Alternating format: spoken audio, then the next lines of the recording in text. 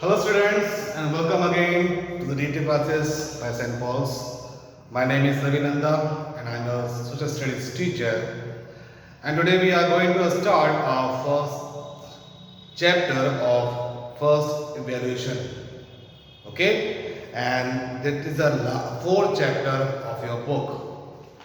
So before we start our explanation, I just want to tell you one most important thing, that students, those who have your books, you can open your books, and those who have not their book, you can purchase your book immediately as soon as possible, because without book you can't understand whatever I am telling to you, whatever I am explaining to you, and it is very difficult to understand without book. Okay, so first you all have to be your book, and those who have not, you just go to the market and purchase it. Okay, so let's start our first chapter of first evaluation, that is the fourth chapter, and that is the Southern Plateaus.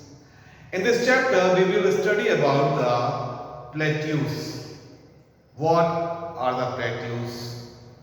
Okay, so let's start. Do you know, students, a plateau is an elevated flat landform that rises sharply the surrounding areas. Okay, it is always higher than the surface around it. Okay, the plateaus is always higher than the surface around it. Okay, but it is lower than the mountains. Alright, plateaus are built over millions of years as pieces of earth's crust smash into each other and melt and then gurgle back towards the surface. Let me show you how the plateaus looks. Plateaus are flat landform which is higher than the surrounding areas. Okay, but these high landforms are smaller than the mountains. I think you all have seen the mountains. Mountains are very high. Okay, so these landforms, which is just like a table lamp, table top mountains. Okay, these landforms are called the plateaus, and this one is called a mountain. All right. So mountain plateaus are built over millions of years as pieces of earth's crust smash into each other, melt and gurgle back to the earth's surface. Okay, and the Godavari river and its tributaries. We are talking about the introduction of the plateaus. The Godavari river and its tributaries, including the Indravati river, okay, drain most of the northern portion of the peninsular plateau, also known as the southern plateau, as the river Narmada divides it into two parts. The river Godavari rises in the Western Ghats and flows east toward the Bay of Bengal. If you have your book, you can see the Western Ghat and the Eastern Ghats in the book. There is a picture of the plateaus. Okay, so the river Godavari rises in the Western Ghat. Do you know where is the Western Ghat? I'm just making to you. The Western Ghat. I think you all have seen the map of India. It just looks like this guy.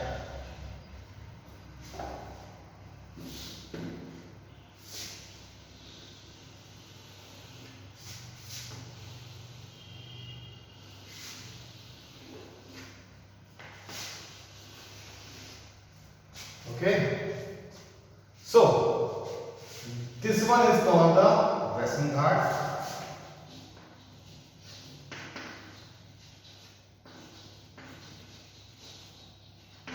And this portion is called the Eastern Ghat.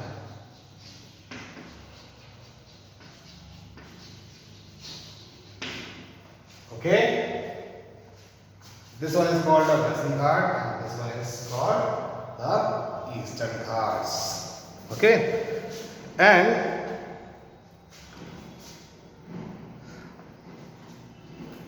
the river Godavari rises in the Western Ghats.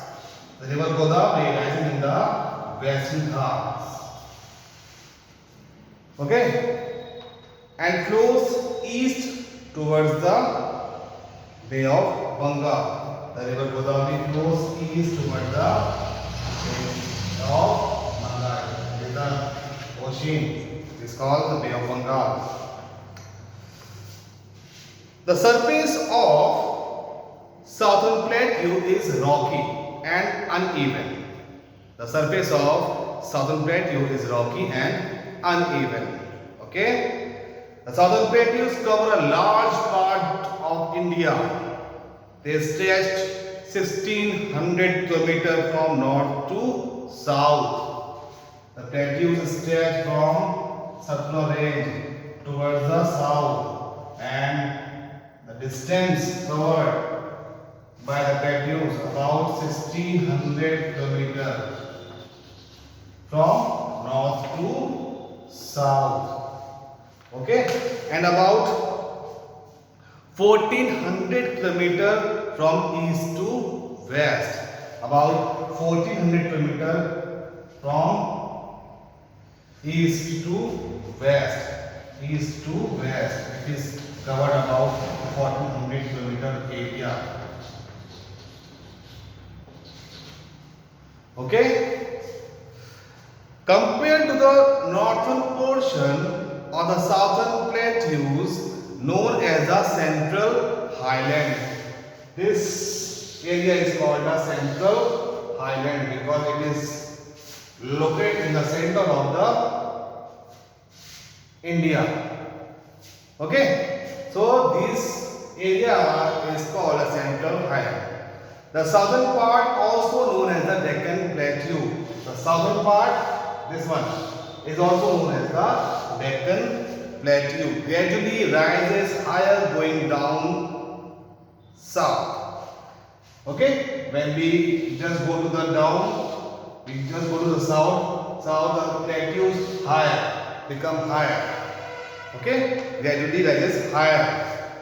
The Deccan Plateau forms the major part of the peninsular plateau of India. Alright, friends. So next topic is southern plateau's location. Let's talk about it also. The southern plateaus are surrounded by the hill ranges on all sides, and that is why it is called the peninsular plateau, because it is triangular in shape and covered all sides with the hill ranges, and that is why it is called the peninsular plateau. Alright friends, the Aravalli Hills are in the northwest and the Rajmahal Hills in the northeast. Here we can find the Aravalli Hills. This name is called the Aravalli Hills. This name is called the Aravalli Hills. Okay? And here we can find the Rajmahal Hills.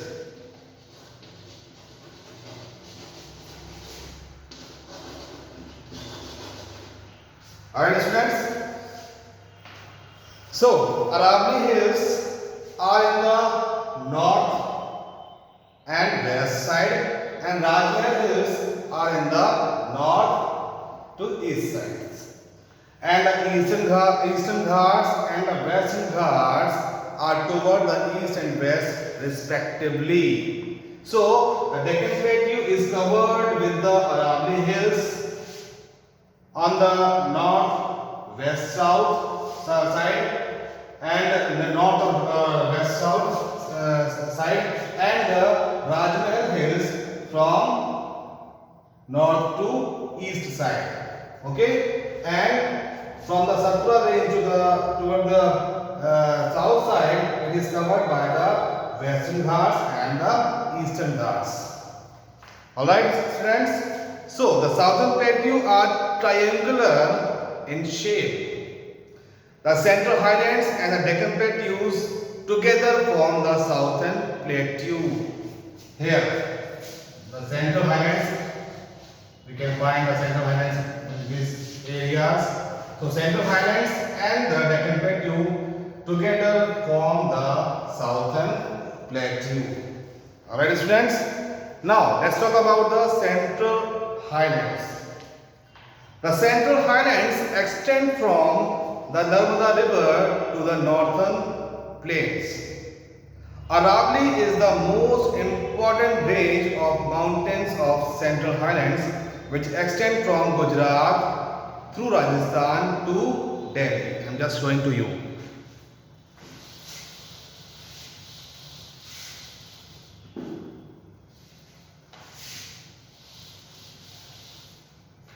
Aravali Hills. Here you can find the Aravali Hills. Aravali Hills from Gujarat to Rajasthan. Here is Gujarat, and here we can find the Rajasthan.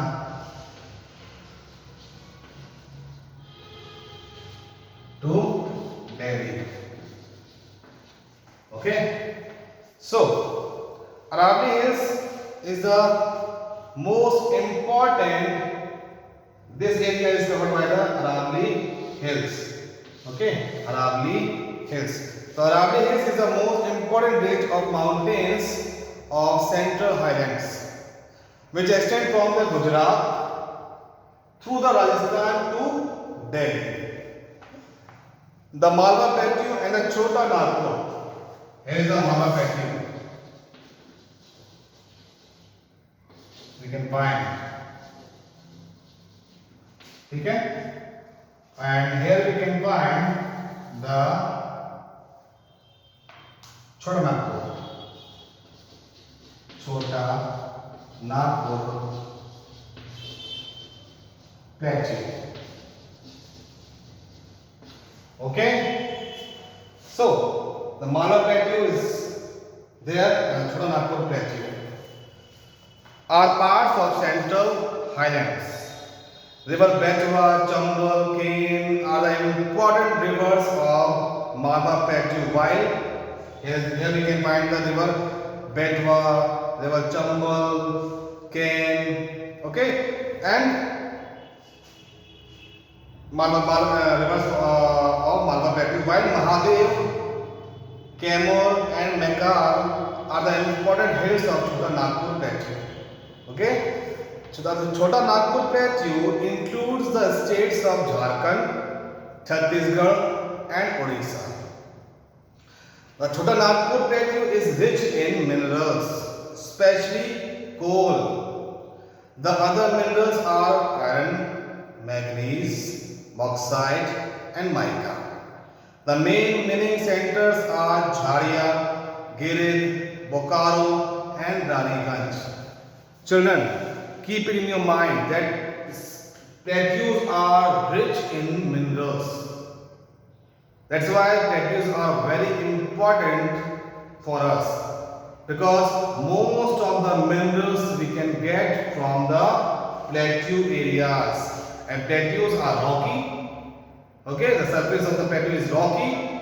All the mining works done in the plateau, and we can find lots of minerals from the plateaus. Okay, so plateaus are very important to us. All right.